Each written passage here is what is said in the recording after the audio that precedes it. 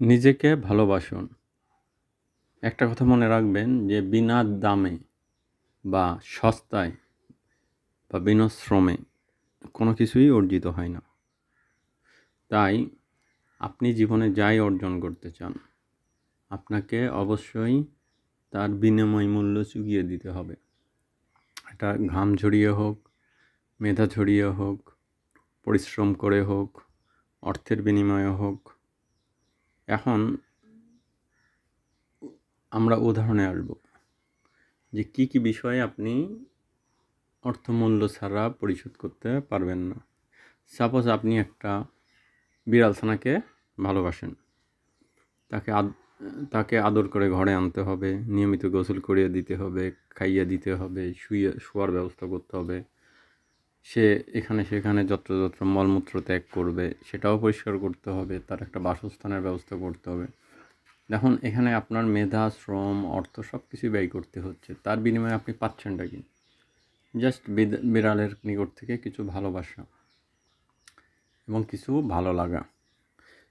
বিষয়টা এবার চিন্তা করুন যে আপনার প্রতিবেশীর সঙ্গে আপনি একটা সুসম্পর্ক তৈরি করবেন। তার জন্য আপনাকে আপনার মূল্যবান সময় তার পিছনে ইনভেস্ট করতে হবে। যে টাইমে আপনি কোনো কর্মে ব্যস্ত থাকতেন, সেই কর্মকে অব্যাহতি দিয়ে, অর্থ উপার্জনকে অব্যাহতি দিয়ে আপনার সুনাম, পরিচিতি এগুলোকে জলাঞ্জলি দিয়ে সেই প্রতিবেশীর নিকট আপনাকে যেতে হবে, তার পিছনে অর্থ ব্যয় করে গিফট দিতে হবে, তাকে খাওয়াতে হবে, দাওয়াত দিতে হবে, তার পিছনে সময় নষ্ট করতে হবে, তার ভালো লাগা, পছন্দের জিনিসগুলোকে গুরুত্ব দিতে হবে, তাকে বেশি ইয়েস স্যার মনোভাব নিয়ে তার সঙ্গে সার্বক্ষণিক সময় কাটাইতে হবে। এছাড়াও তার অনেক আনডিউ আবদার বা যেগুলো অন্যায্য দাবি, সেগুলো আপনাকে পূরণ করতে হবে।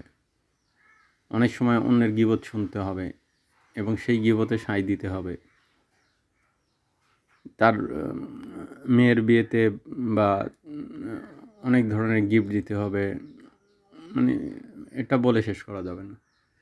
সুতরাং এই তো গেল সম্পর্ক। আপনি অর্থ উপার্জন করতে যান, সেখানে আরও মহাপ্যারা, প্রচুর পরিশ্রম করতে হবে।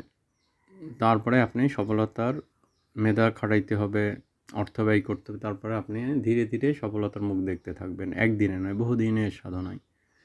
সুতরাং আমরা এক কথায় বলতে পারি যে প্রথমে নিজেকে ভালোবাসুন এবং দ্বিতীয় পয়েন্ট হলো বিনা পরিশ্রমে কোনো কিছুই অর্জিত হয় না।